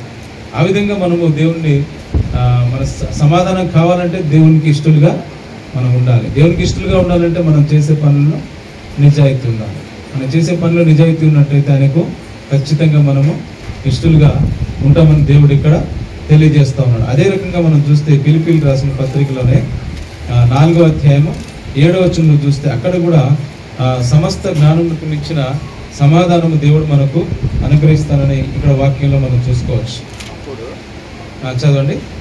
అప్పుడు సమస్త జ్ఞానమునకు మించిన దేవుని సమాధానము యేసుక్రీస్తు వలన మీ హృదయములకును మీ తలంపులకును కావలిగా ఉండునండి. చాలా దేవుని పరిశుద్ధ నామానికి స్తోత్రం. ఇక్కడ కూడా మనం చూస్తే సమస్త జ్ఞానమునకు మించిన దేవుని సమాధానము యేసుక్రీస్తు వలన మీ హృదయములకును మీ తలంపులకును కావలిగా ఉంటుందండి. ఆయన సమాధానము మన హృదయములకు మన తలంపులకు కావలిగా ఉంటుందంట. అంటే మనం ఏది పలకవలసింది, ఏది మాట్లాడవలసింది, ఏది బోధించవలసింది, ఏది చెప్పవలసింది అన్నీ కూడా దేవుడు మనకు తెలియజేస్తుంటాడు అన్నమాట. ఎప్పుడంటే ఆయనకి ఇష్టలుగా మనం జీవిస్తే, ఆయనకి ఇష్టమైన పనులు మనం చేసినట్లయితే మరి ఎప్పుడు కూడా ఆయన మనకు తోడుగానే ఉంటాడండి. కింది వచనాల్లో మనం చూస్తే మిమ్మల్ని పిలిచిన వాడు నమ్మకమైన వాడు కనుక అలాగూ చేయను. దేవుడు మనకు ఏ విధంగా ఉన్నాడంట? నమ్మకమైన దేవుడు కదా. మిమ్మల్ని పిలిచిన వాడు నమ్మకమైన దేవుడు. మనం చూస్తాం కదా మార్కు సువార్తలో, నమ్ముట నీ వలన అయితే నమ్మువానికి సమస్తం కూడా సాధ్యమేనండి.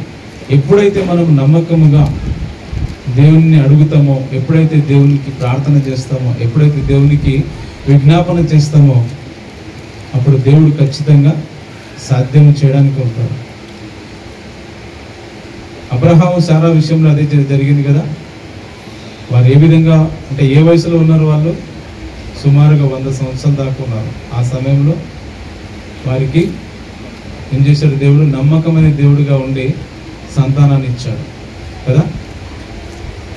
సమాధానకర్త దేవుడు మనకు తోడుగా ఉన్నాడు. నమ్మకమైన దేవుడు మనకు తోడుగా ఉన్నాడు. ఇక్కడ వాక్యాల్లో మనం చూస్తే ఇశ్రాయేలీయులకు మరి ఆయన సమాధానంగా ఉన్నాడు. సంఖ్యాకాండంలో మనం చూస్తే 6వ అధ్యాయము 24వ వచనంలో మనం చూస్తే ఇశ్రాయేలీయులకు సమాధానకర్తగా ఉండి వాళ్ళను నడిపించాడు. అలాంటి సమాధానకర్త అయిన దేవుడు మనకు తోడుగా ఉన్నాడు. అలాంటి సమాధానకర్త అయిన దేవుడిని మనము దేవుడిగా కలిగి ఉన్నాం. అయితే ఆయన మనకు నమ్మకమైన దేవుడుగా ఉన్నాడు కాబట్టి ఆయనకు మనము కృతజ్ఞతాస్తుతులు చెల్లించాలి. 1 తిమోతి 1:12లో మనం చూస్తే ఆయన మనలను ఏ విధంగా ఎంచుకున్నాడంట? నమ్మకమైన వానిగా ఎంచుకున్నందుకు కృతజ్ఞతాస్తుతులు చెల్లిస్తున్నాను అని అక్కడ 1 తిమోతిలో మనం చెప్తాను. ఒకసారి చూడండి. 1 తిమోతి 1వ అధ్యాయము 12వ వచనం. పూర్వము దూషకుడును హింసకుడును హానికరుడైన నన్ను తన పరిచర్యకు నియమించి నమ్మకమైన వానిగా ఇచ్చినందుకు నన్ను బలపరిచిన మన ప్రభు అయిన క్రీస్తు యేసునకు కృతజ్ఞుడై ఉన్నాను. తెలియక అవిశ్వాసం వలన చేసితిని గనుక కనికరింపబడితిని. చాలండి. దేవునికి పరిశుద్ధ నామానికి స్తోత్రం. మనం ఇక్కడ చూస్తే పూర్వము మరి ఏ విధంగా ఉన్నాడంట? దూషకుడుగా ఉన్నాడు. రెండవది హింసకుడుగా ఉన్నాడు. మూడవది హానికరుడుగా ఉన్నాడు. నాలుగవది తన పరిచర్యకు నియమించాడు. ఈ విధంగా ఆయన హానికరంగా ఉన్నప్పుడు కూడా, దూషకుడుగా ఉన్నప్పుడు కూడా, హింసకుడుగా ఉన్నప్పటికీ కూడా ఆయనను తన పరిచర్యకు నియమించాడు. ఎందుకంటే ఈయన తెలియక అవిశ్వాసం వలన చేశాడు కాబట్టి. తెలిసి చేస్తే దానికి క్షమాపణ ఉండదండి. తెలియక చేశాడు కాబట్టి ఆయనను ఏ విధంగా నమ్మకమైన వానిగా ఎంచాడు. మనం కూడా దేవుణ్ణి నమ్మకమైన వానిగా ఎంచుకోవాలి ప్రతి విషయంలో కూడా. అప్పుడే దేవుడు మనకు తోడుగా ఉంటాడు. అప్పుడే దేవుడు మనకు నీడుగా ఉంటాడు.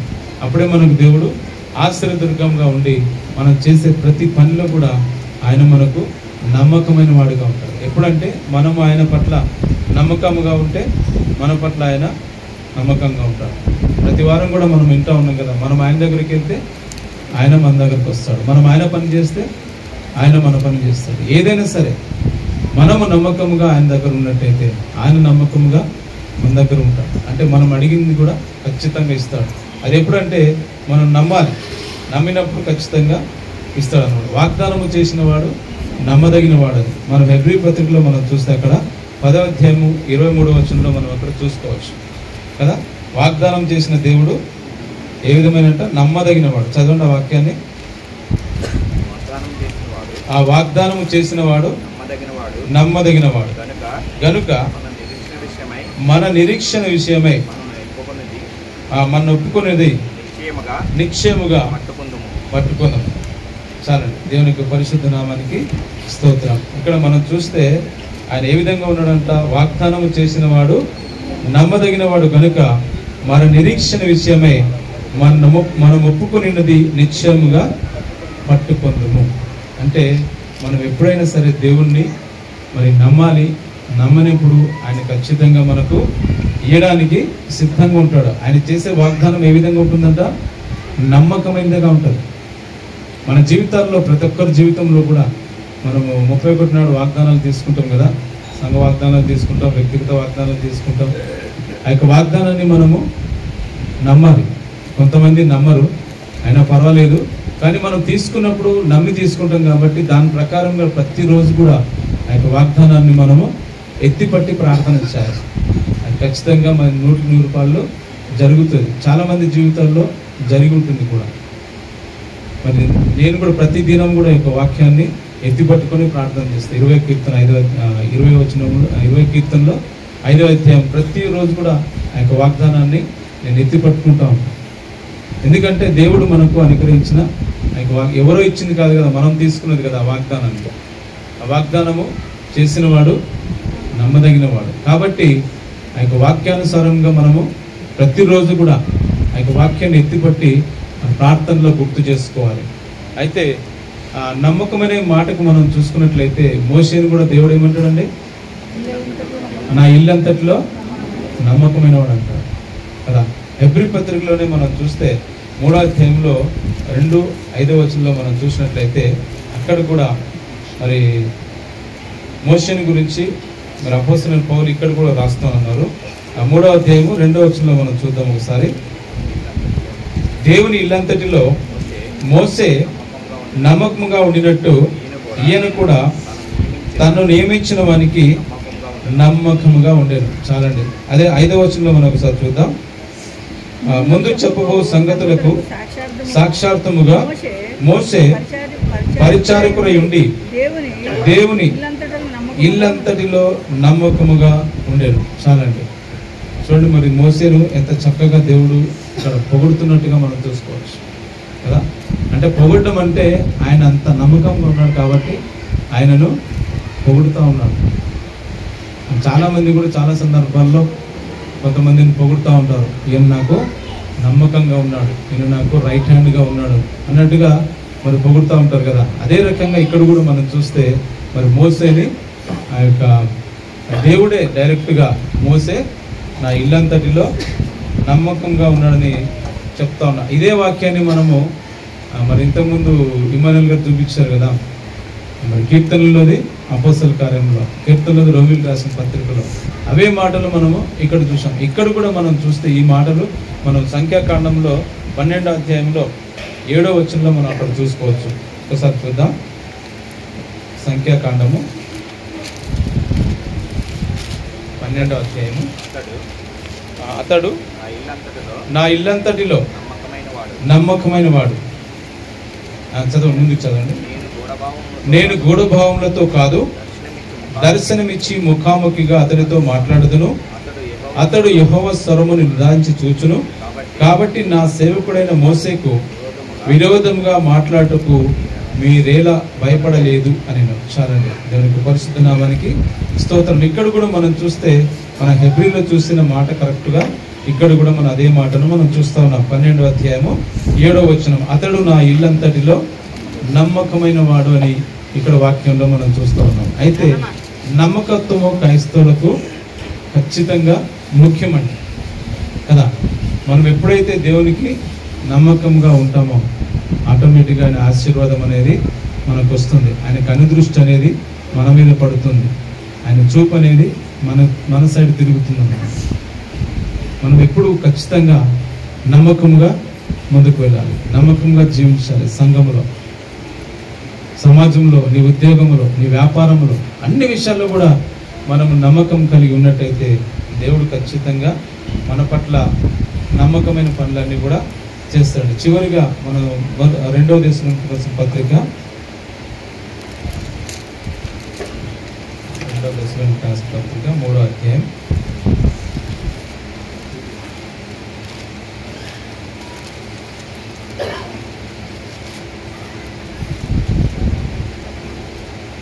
3వ వచనం. 3వ అధ్యాయం 3వ వచనం.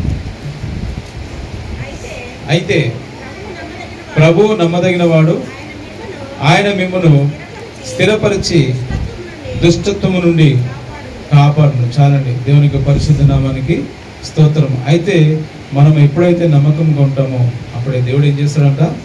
దుష్టత్వము నుండి, అనగా ఫుట్నోట్లో మనం చూస్తే దుష్టుని నుండి ఆయన మనల్ని కాపాడును అంటాడు. అంటే మనం ఎప్పుడైతే నమ్మకంగా ఉంటామో అప్పుడు ఖచ్చితంగా నీకు ఆపద వచ్చినా, నిన్ను దుష్టుడు నువ్వు వెంటాడుతున్నా, నీకు ఏ విధమైన ఇబ్బంది వచ్చినా దేవుడు ఖచ్చితంగా మరి కాపాడే దేవుడుగా ఉంటాడు. ఇక్కడ వాక్యంలో మనం, నేను చెప్పింది కాదండి, వాక్యంలో అదే మనం చూస్తాం. అయితే ప్రభువు నమ్మదగిన వాడు, ఆయన మిమ్మల్ని స్థిరపరిచి దుష్టత్వము నుండి కాపాడును, అనగా దుష్టు నుండి కాపాడును ఇక్కడ మనం చూస్తూ ఉన్నాం. కాబట్టి ఆ విధంగా మనం దేవునికి నమ్మకముగా, ఆయన ఇల్లంతట్లో నమ్మకముగా, మందిరంలో నమ్మకముగా, మన ఉద్యోగంలో నమ్మకముగా, వ్యాపారంలో నమ్మకంగా, కుటుంబంలో నమ్మకంగా, ఫ్రెండ్స్ దగ్గర నమ్మకంగా, కాలేజీలో కావచ్చు, స్కూల్లో కావచ్చు, ఏదైనా సరే మనం నమ్మకంగా ఉన్నట్టయితే దేవుడు నీకు నాకు తోడుగా ఉండే దేవుడు, నిన్ను నన్ను దుష్టు నుంచి విడిపించే దేవుడు, దుష్టు నుంచి తప్పించే దేవుడు.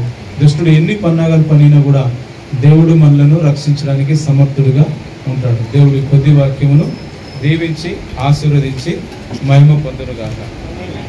త్వరగా నిలిచేది నీ మాటే యేసయ్యా, నిత్యం నిలిచేది నీ ప్రేమే యేసయ్యా, త్వరగా ఉండేది నీ మాటే యేసయ్యా, నాతో ఉండేది నీ స్నేహం యేసయ్యా, నాలో ఉండేది నీ మాటే యేసయ్యా, నాతో ఉండేది నీ స్నేహం యేసయ్యా, నాలో ఉండేది నీ పాటే యేసయ్యా, నిత్యం నిలిచేది నీతోనే యేసయ్యా, త్వరగా ఉండేది నీ పాటే యేసయ్యా,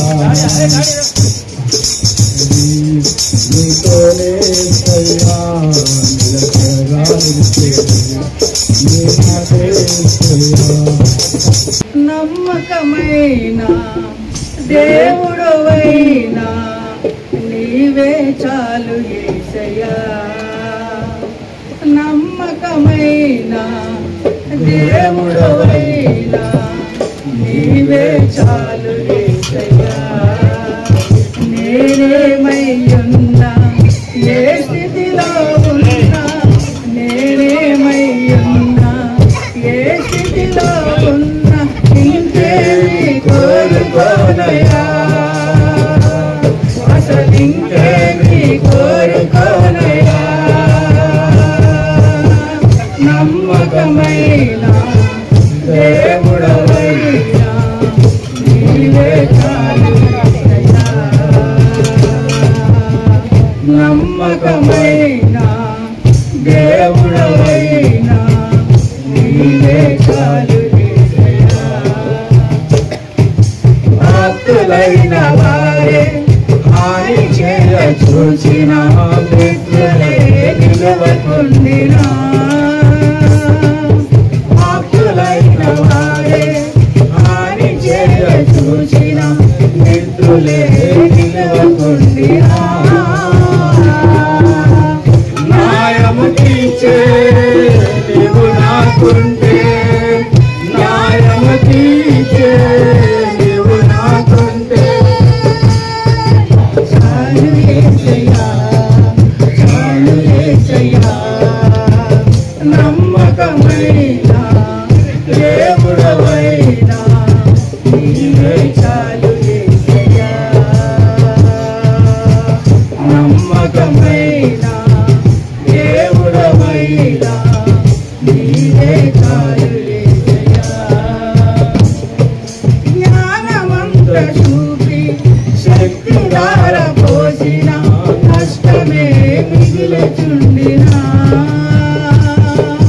జ్ఞానమంత చూపి శక్తి ధార పోసిన నష్టమే మిగిలచుండినా, శాపము మాపే నీవు నాకుంటే, శాపము మాపే నీవు నాకుంటే, చాలు యేసయ్యా, చాలు యేసయ్యా, నమ్మకమైన దేవుడవైనా నీవే చాలు యేసయ్యా, నమ్మకమైన దేవుడవైనా నీవే చాలు యేసయ్యా, కష్టకాలమందు గుండె జారిపోయినా గమ్యమే తెలియకుండినా,